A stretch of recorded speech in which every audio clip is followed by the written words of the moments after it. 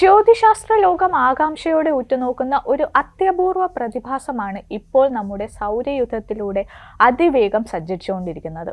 3i Atlas എന്ന അന്തർനക്ഷത്ര ധൂമകേതു, interstellar comet. സൂര്യനുമായി അടുക്കുംതോറും അപ്രതീക്ഷിതമായി ഇത് കൂടുതൽ തിളക്കമാർജിക്കുന്നതായി നാസയും മറ്റ് നിരീക്ഷണ കേന്ദ്രങ്ങളും റിപ്പോർട്ട് ചെയ്തതോടെ ഈ അപരിചിത അതിഥി വീണ്ടും വാർത്തകളിൽ നിറയുകയാണ്.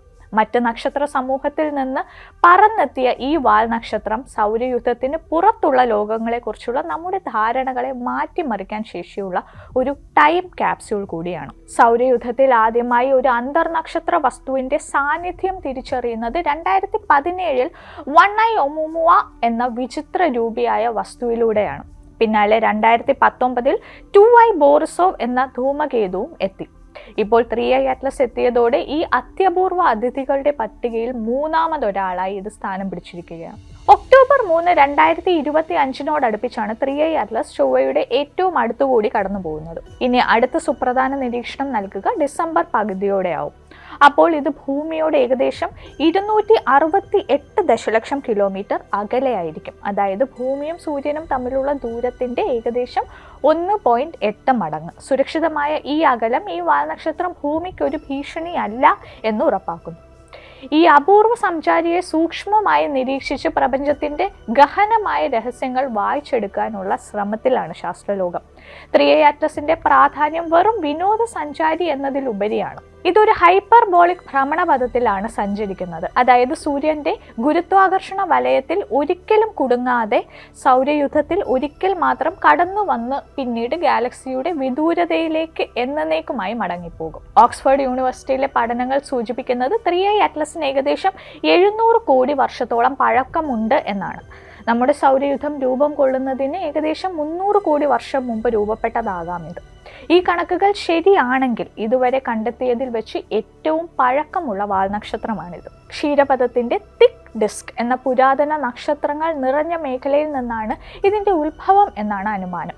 സൗരയൂഥത്തിലെ സാധാരണ വസ്തുക്കളെ അപേക്ഷിച്ച് വളരെ ഉയർന്ന വേഗതയിലാണ് ഇത് സഞ്ചരിക്കുന്നത്. അതായത് സെക്കൻഡിൽ ഏകദേശം 61 കിലോമീറ്റർ വേഗതയിൽ.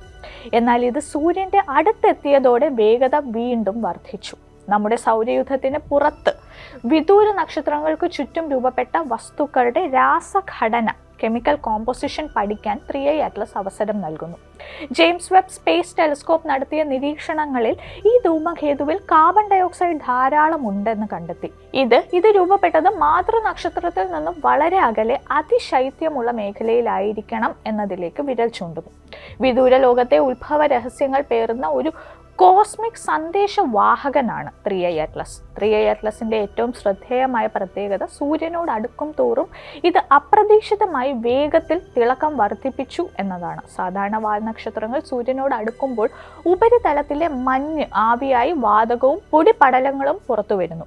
ഈ വാതക മേഘമാണ് കോമ ആയി തിളങ്ങുന്നത്. എന്നാൽ 3i അറ്റ്ലസിന്റെ തിളക്കം പ്രതീക്ഷിച്ചതിലും വളരെ കൂടുതലായിരുന്നു. ഇതിന് കാരണമായി ശാസ്ത്രജ്ഞർ പല സിദ്ധാന്തങ്ങൾ മുന്നോട്ട് വയ്ക്കുന്നുണ്ട്. അതിലൊന്ന് അസ്വാഭാവികമായി ഇതിന്റെ രാസഘടനയാണ്. ഇതിന്റെ അന്തർഭാഗത്തെ രാസഘടന നമ്മുടെ സൗരയൂഥത്തിലെ സാധാരണ വാൽനക്ഷത്രങ്ങളിൽ നിന്ന് വ്യത്യസ്തമാണ്. ചില പഠനങ്ങളിൽ വിദൂരമായിരിക്കുമ്പോൾ പോലും ഇതിൽ നിക്കൽ ബാഷ്പം കണ്ടെത്തിയിരുന്നു. ഇത് കുറഞ്ഞ താപനിലയിൽ പോലും പൊടിപടലങ്ങളെ വിഘടിപ്പിക്കാൻ കഴിയുന്ന പ്രത്യേകതരം കാർബൺ സംയുക്തങ്ങൾ ഇതിൽ അടങ്ങിയിരിക്കുമെന്ന് സൂചിപ്പിക്കുന്നു. അടുത്തത് 3i അറ്റ്ലസിന്റെ വിചിത്രമായ ഘടനയാണ്. കോടിക്കണക്കിന് വർഷം നീണ്ട അന്തർനക്ഷത്ര യാത്രക്കിടയിൽ ഇതിന്റെ കേന്ദ്രത്തിന്, അതായത് ന്യൂക്ലിയസിന് വന്ന ഘടനാപരമായ മാറ്റങ്ങളോ അല്ലെങ്കിൽ ഇതിന്റെ മാതൃനക്ഷത്ര സമൂഹത്തിന്റെ തനതായ പ്രത്യേകതകളോ ഈ അസാധാരണ തിളക്കത്തിന് കാരണമായേക്കാം. അടുത്തത് ഇതിന്റെ ആന്റി ടെയിൽ പ്രതിഭാസമാണ്. ഇതിന് സൂര്യനിൽ നിന്ന് അകന്നു പോകുന്ന സാധാരണ വാൽ കൂടാതെ സൂര്യനിലേക്ക് തന്നെ ചൂണ്ടുന്ന ഒരു തരം ധൂളി പ്രവാഹം ഉണ്ടെന്നും നിരീക്ഷിക്കപ്പെട്ടു. ഈ അസാധാരണ പ്രവർത്തനങ്ങൾ 3i അറ്റ്ലസ് ഒരു സാധാരണ വാൽനക്ഷത്രമല്ല എന്നും പുതിയൊരു വിഭാഗം അന്തർനക്ഷത്ര വസ്തുക്കളാകാനുള്ള സാധ്യതയുണ്ടെന്നും ചില ശാസ്ത്രജ്ഞർ വാദിക്കുന്നു. ചുരുക്കത്തിൽ സൂര്യനുമായി അടുത്തുള്ളപ്പോൾ ഒരു വാൽനക്ഷത്രം എങ്ങനെ പെരുമാറണം എന്നുള്ള നമ്മുടെ പരമ്പരാഗത ചിന്തകളെയാണ് 3i അറ്റ്ലസ് വെല്ലുവിളിക്കുന്നത്. ഈ വാൽനക്ഷത്രത്തെ നിരീക്ഷിക്കാൻ ഭൂമിയിലെ അറ്റ്ലസ് പോലുള്ള ദൂരദർശിനികൾ മാത്രമല്ല, ബഹിരാകാശ പേടകങ്ങളും ഉപയോഗിക്കുന്നുണ്ട്. ഉദാഹരണത്തിന് ചൊവ്വയെ ഭ്രമണം ചെയ്യുന്ന യൂറോപ്യൻ സ്പേസ് ഏജൻസിയുടെ പേടകങ്ങളും വ്യാഴത്തിലേക്ക് പോകുന്ന ജൂസ് പേടകവും 3i അറ്റ്ലസിനെ നിരീക്ഷിക്കാൻ ശ്രമിക്കുകയുണ്ടായി.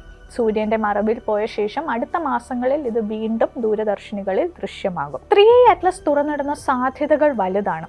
അതിലാദ്യം ഗ്രഹരൂപീകരണത്തിന്റെ രഹസ്യങ്ങൾ കണ്ടെത്താൻ ഇത് സഹായിക്കുമെന്നതാണ്.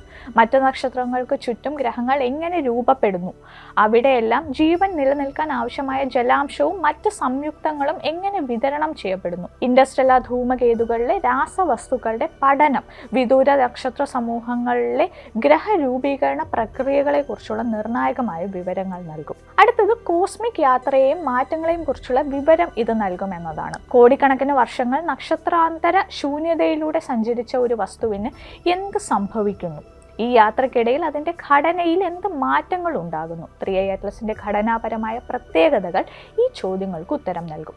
ചില ചർച്ചകൾ ഇത് അന്യഗ്രഹ പേടകമാണോ, അതായത് ഒരു ഏലിയൻ ആർട്ടിഫാക്റ്റ് ആണോ എന്നതിലേക്ക് വരെ എത്തി നിൽക്കുകയാണ്. എന്നാൽ ശാസ്ത്രലോകം ഇതിനെ ഒരു സാധാരണ വാൽനക്ഷത്രമായി മാത്രമാണ് കണക്കാക്കുന്നത്. എങ്കിലും അതിരു കടന്ന വേഗതയും അപ്രതീക്ഷിത തിളക്കവും വിചിത്രമായ സഞ്ചാരപഥവും ഇതിനെ ഒരു അസാധാരണ വാൽനക്ഷത്രം എന്ന് വിശേഷിപ്പിക്കാൻ ശാസ്ത്രജ്ഞരെ പ്രേരിപ്പിക്കുന്നുണ്ട്. 3i അറ്റ്ലസ് എന്ന വാൽനക്ഷത്രം നമ്മുടെ സൗരയൂഥത്തെ താൽക്കാലികമായി സന്ദർശിച്ച ഒരു വെറും അതിഥി മാത്രമല്ല.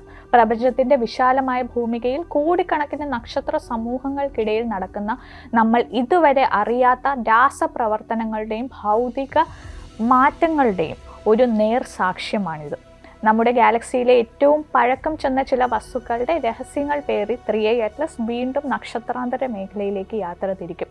അതുവരെ അതിനെക്കുറിച്ചുള്ള ഓരോ പുതിയ വിവരവും സൗരയൂഥത്തിൻ്റെ അതിരുകൾക്കപ്പുറമുള്ള പ്രപഞ്ചത്തെക്കുറിച്ച് കൂടുതൽ ആഴത്തിൽ ചിന്തിക്കാൻ നമ്മെ സഹായിക്കും. ഈ ഒരൊറ്റ സന്ദർശനത്തിലൂടെ പ്രപഞ്ചം നമ്മെ ഓർമ്മിപ്പിക്കുന്നത് ഒന്ന് മാത്രമാണ്: നാം ഇതുവരെ പഠിച്ചറിഞ്ഞതിനേക്കാൾ എത്രയോ വിസ്മയങ്ങൾ നമ്മുടെ പ്രപഞ്ചത്തിൽ ഒളിപ്പിച്ചു വച്ചിരിക്കുന്നു.